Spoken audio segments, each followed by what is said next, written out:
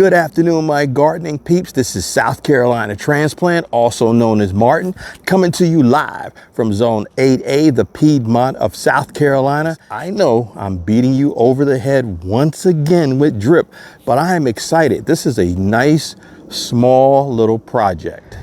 As you guys recall, and if you have not seen this video, I added an Orbit 2-zone drip emitter timer, and I ran 2 lines from this location where the spigot comes out over under the ground. You can kind of still see the seam there going over, and the 1 zone is supporting this garden that we affectionately call our sideburn, and the line going over here to the right is going to support our Arborvitae. I'm gonna take a step back here. Hopefully you don't trip over anything. So what I did is I staged my drip rings offline.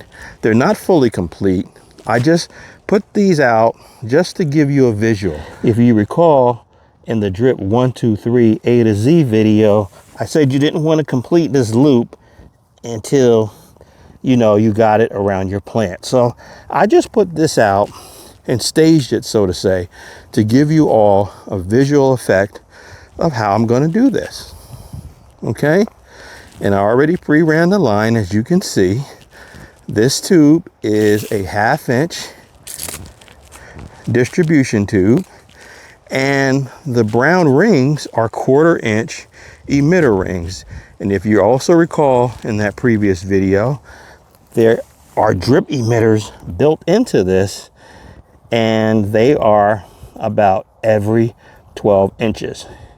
Okay, these emitters are already built into this ring, and they're going to go along the drip line of these Arborvitae along this lineup, so that we don't have to get out here and water these. Now, at some point, swing the camera around, I'm going to add another zone, actually 2 zones, for this set of Arborvitae, because these are still being manually watered, and except for Helene, they haven't gotten any water recently. And if you look at the brown one there in the middle, before Helene, that one was struggling, and it's because I let the soil get too dry. So it's on the mend, but it flopped over about 4 or 5 of these guys, and I came out and I stood them up, and they're taking root. Speaking of which, a funny story. So years ago at our house in New York, we were about an hour and 15-20 minutes northwest of Manhattan. It's called the Lower Hudson Valley Catskill region. Well, we had one of these big snowstorms. Because of where we lived in a higher elevation, it was Bear Mountain, Catskill, Lower Hudson Valley. We used to get like double the amount of storms they would get in the lower parts of the region, and we would get like these massive snowstorms. Well, anyway, we got one of these snowstorms, and we had a bunch of snow and ice that landed on top of our azaleas and rhododendrons in a garden that was in front of our porch, and it toppled them over. All winter long, all I kept thinking about was, wow, they were laying on their front or on their sides, covering the walkway, because they were about chest high. They were covering the walkway, and all I kept thinking about is I'm going to have to pull them out, replace them. I started getting gardening ideas with what I'm going to replace them with, and lo and behold, these plants that had toppled over began to re-root themselves, and they were it seemed like it happened overnight. They were straight up and down, and they were all I tell you, I pushed them and tugged at them. They had anchored themselves in so well. So it just goes to show you, plants are a lot tougher than we think they ever are. As you remember from the previous video, and again, if you didn't watch the drip 1, 2, 3 A to Z video, please go back and watch it. I discussed how I'm kind of enamored, kind of in love with these couplers. I like them because they're pretty much easy to install. You just press them on, right, and then press them on the other end, and look at that. That's it. What I'm going to do is I'm going to actually install the drip line on this side of the property, which is more on the neighbor's side, and have the rings coming this way. So I'm going to set up the camera on their side. Hopefully they don't mind, and we'll get to moving forward.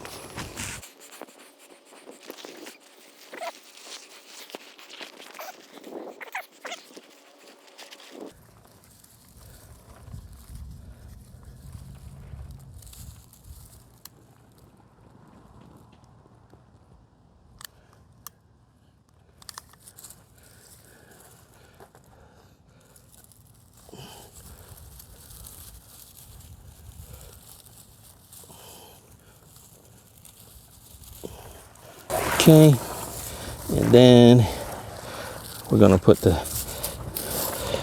line right there.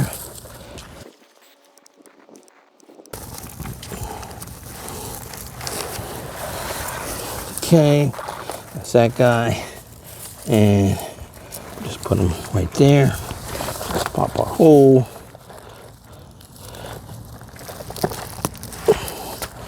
That we have a barb. I was having trouble with that first barb, so it's kind of, this one was kind of too long and awkward to use, so this one went in much easier. That's it. Okay, heat up that guy.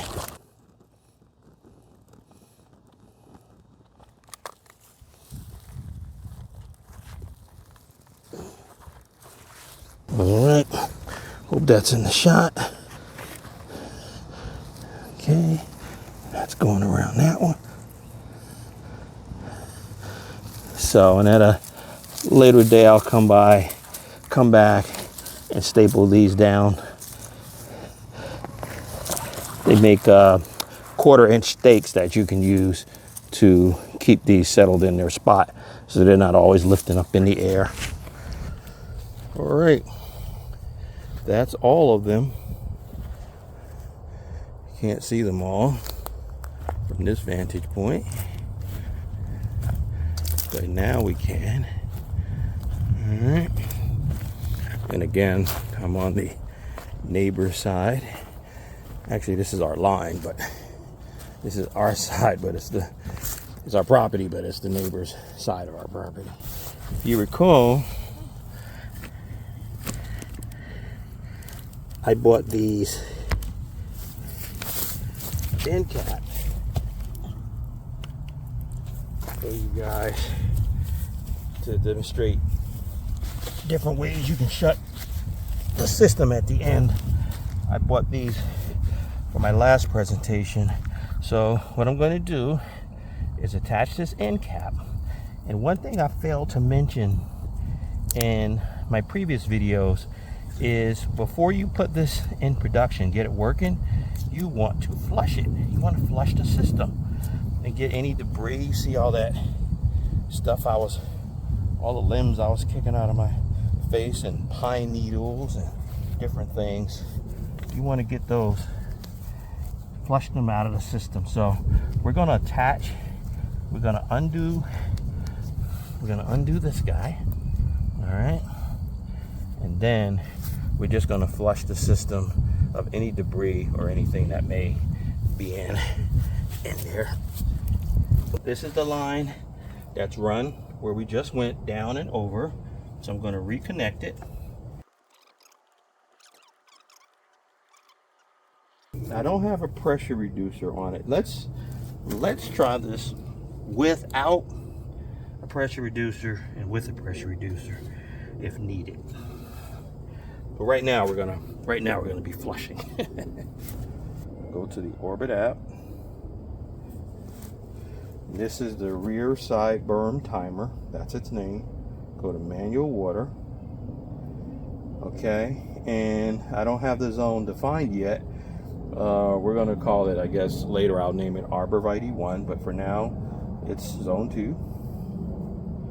And we're just gonna run a flush. So we're gonna press flush.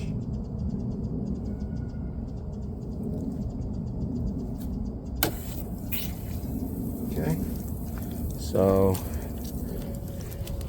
we go back this way. The water should be going along here, down through there, down through there,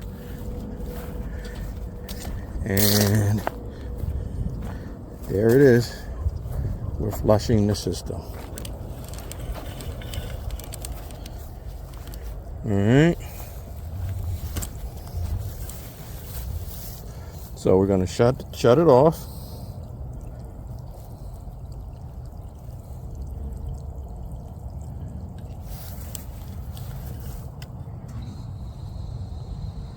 Okay. Press stop. So the system's the water's still flowing because it's going downhill. So it's going to purge itself right now.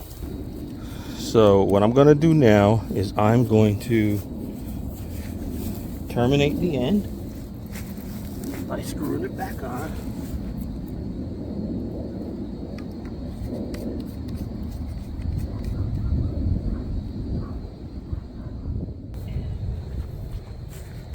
Go to the app, water manually, zone 2, 10 minutes. Let's see.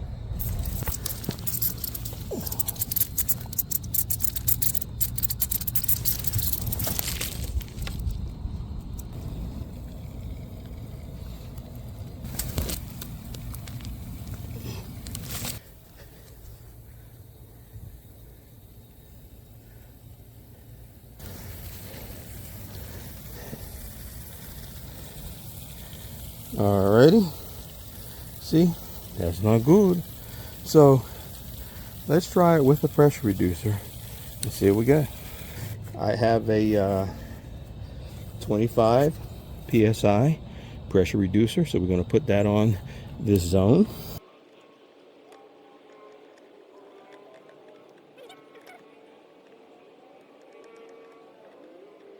Actually, it's still going. So we're just going to turn the valve on. I turned it off while I was off camera. This guy here that was leaking is no longer leaking. And we're just going to test the integrity of our connections.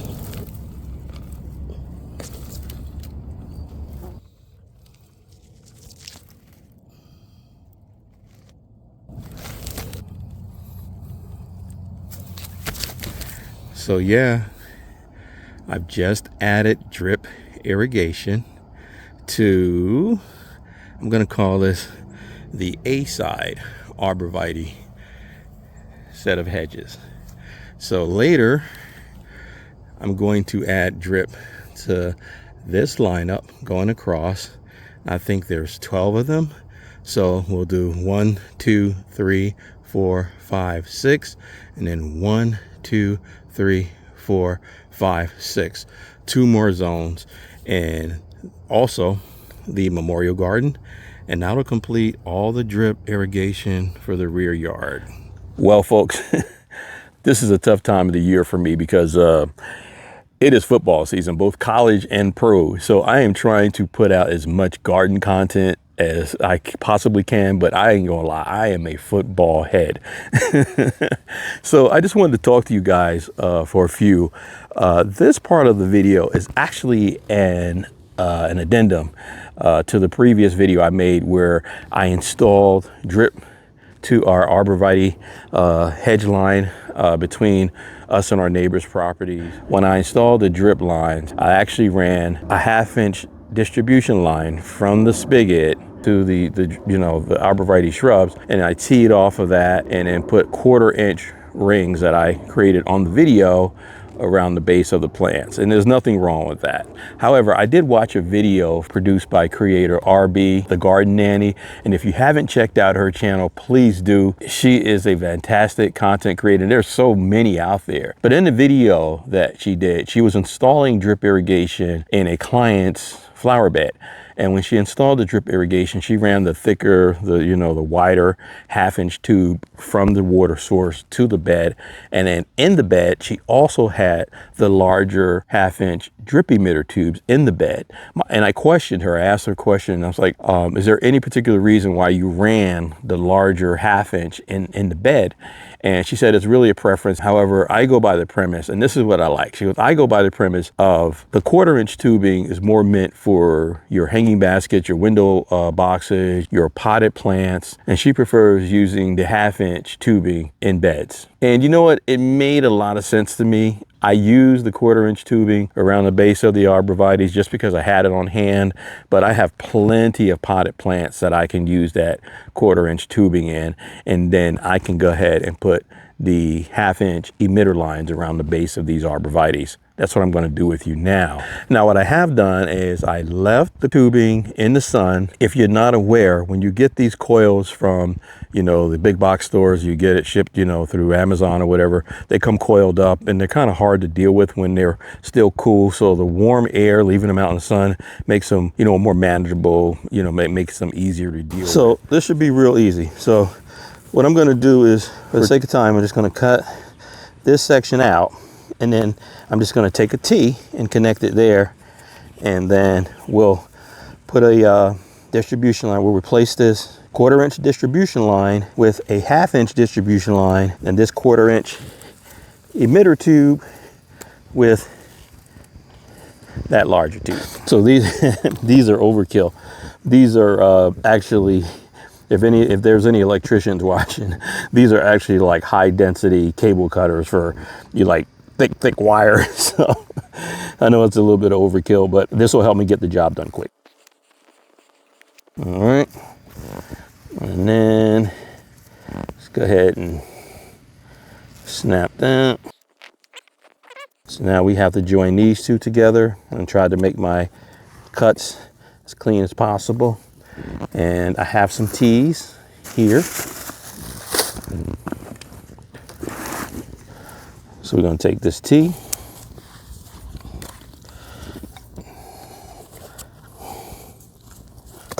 Okay. And that's it. Piece of distribution line. If I can find the end.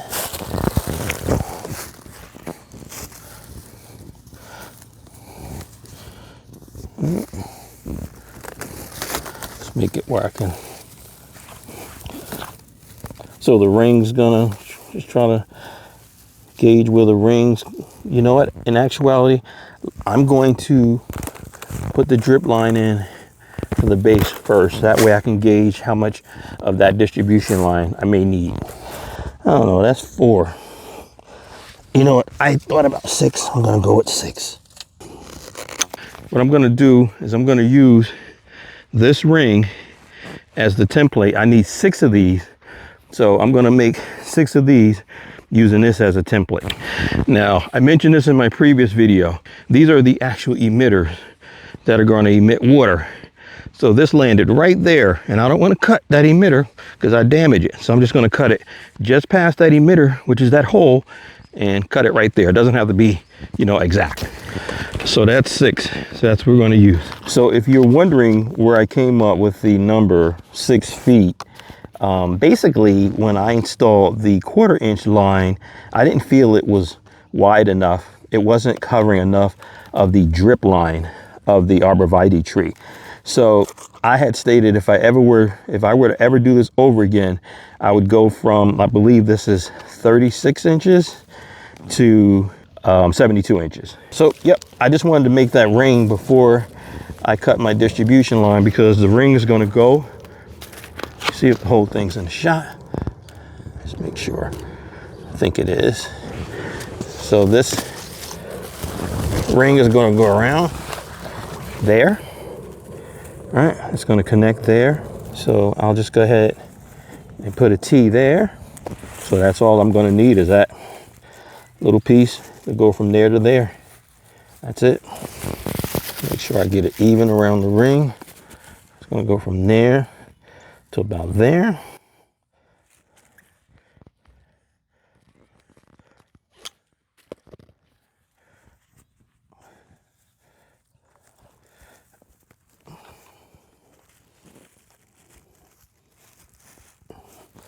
And there you have it, folks.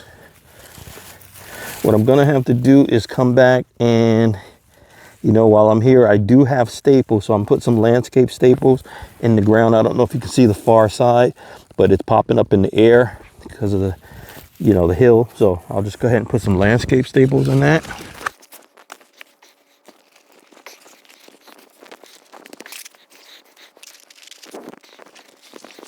So one down. I'm not gonna sit here and bore you while I do the remaining 5. So what I'll do is complete the remaining 5 off camera. We'll run a test operation from the spigot, and I'll see you guys back here in a few moments. Well, friends, each one of these took me literally about 10 minutes Not even.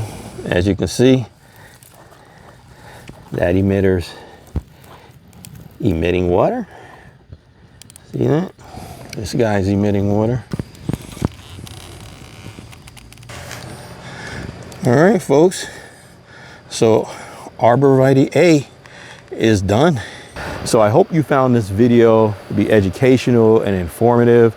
Please like, comment, share, and subscribe. Look up RB The Garden Nanny. Check her out. Her material is pretty good. It's really good stuff. And folks, I'd be remiss if I didn't ask you to please like, share, comment, and subscribe. You don't know how much that means to me. It motivates me to keep putting out more material. Ladies and gentlemen, this is South Carolina Transplant, also known as Martin, coming to you live from Zone 8A, the Piedmont of South Carolina. Until the next one, friends.